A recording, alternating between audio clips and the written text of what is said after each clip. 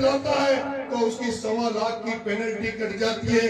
कोई मकान बनाने के लिए बजरी लाता है, मकान बनाने के लिए रेत मंगवाता है तो उसको 10,000 15,000 रुपए रेत के देने पड़ते हैं। रेत नहीं मिल रही और अगर ऐसा ही चलता रहा तो जैसे सीमेंट कट्टों में आता है वैसे रेत भी सीमेंट की तरह कट्टों में आएगी। इसलिए उसके खिलाफ जल्दी लड़ाई का मोर्चा खोलने वाला हूँ। उस ओम बिरला की, उस घात की, उस बजरी के जो घोटाला है उसके खिलाफ मोर्चा खोलने वाला हूँ। मेरे किसान भाइयों, ये कार्यक्रम कौन सी विधानसभा में हो रहा है? कौन सी विधानसभा में हो रहा है? और आपको पता है क्या कि मुझे अंता में कौन हराने गया था? हाँ, कौन?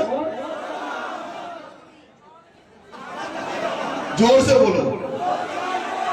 अब तुम उसकी जिंदाबाद करोगे, मुर्दाबाद करोगे? हाँ, मुर्दाबाद करोगे और जिंदाबाद करोगे? अशोक चांदना, अशोक चांदना। हाथ खड़े करके करना अगर तुम सही में तुम्हारी मन की भावना जानना चाहता हूं, तुम्हारी आत्मा की भावना चाहता हूं। अगर तुम्हें लगता है कि नरेश मीणा को हराने वाला हिंडोली का विधायक था तो मुझे हाथ खड़े करके बताना। अशोक चांदना, अशोक चांदना, अशोक चांदना। देख लो राजस्थान की राजनीति को जानने वालों, देख लो राजस्थान की राजनीति को जानने वालों।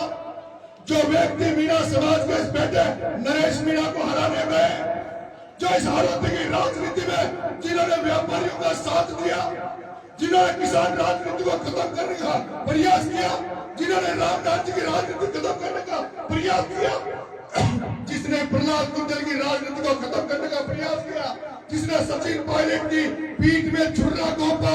और वो कल कह रहा था कि 4 रोजड़े आ रहे हैं हारोती में, हिंडोली में 4 रोजड़े आ रहे हैं। एक देवली उनियारा से प्रभुलाल सैनी का नाम ले रहा था, कोटा से प्रहलाद गुंजल का नाम ले रहा था, भीलवाड़ा से धीरज गुंजल का नाम ले रहा था और 12 से नरेश मीणा का नाम ले रहा था। लेकिन वो ये नहीं जानता कि रोजड़े कितने ताकतवर होते हैं। वो ये नहीं जानता कि रोजड़ा कितना ताकतवर होता है। अरे सड़क पर जब कोई आदमी सड़क पर कोई आदमी जब मोटरसाइकिल लेके जाता है, गाड़ी लेके जाता है तो उसको डर लगता है कि सामने रोजड़ा नहीं आ जाए। उसको डर लगता है कि कहीं सामने रोजड़ा नहीं आ जाते। और मेरे किसान भाई गायों से जितना परेशान नहीं होते, मेरे किसान भाई गायों से जितना परेशान नहीं होते जितना फसलों को रोजड़ों से चौपट होने से उनको डर लगता है। जिस तरफ रोजड़ा निकल जाता खेत में, जिधर खेत में रोजड़ा निकल जाता है उधर फसल चौपट हो जाती है। नरेश मीणा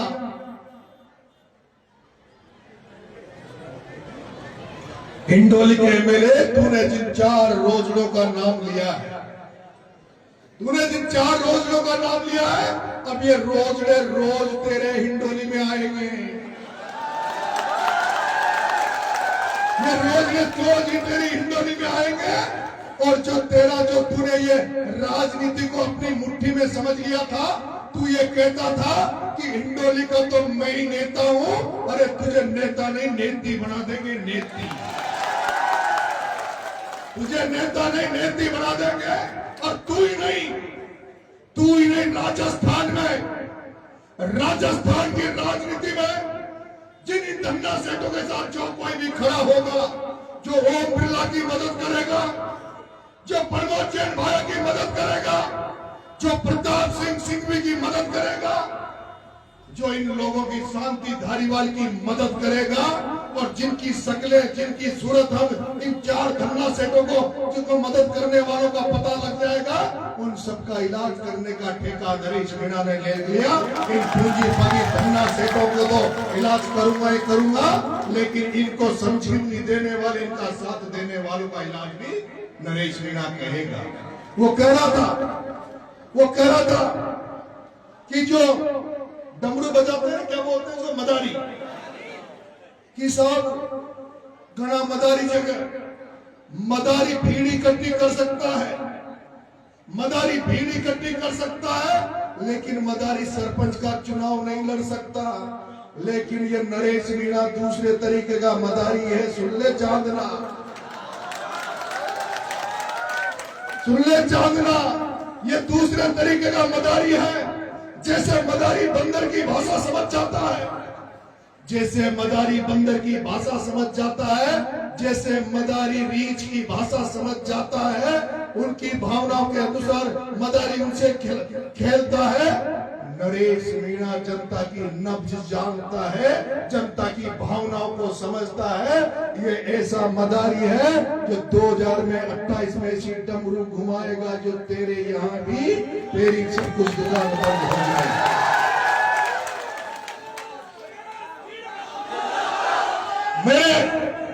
मेरे आदिवासी भाइयों, मेरे किसान भाइयों,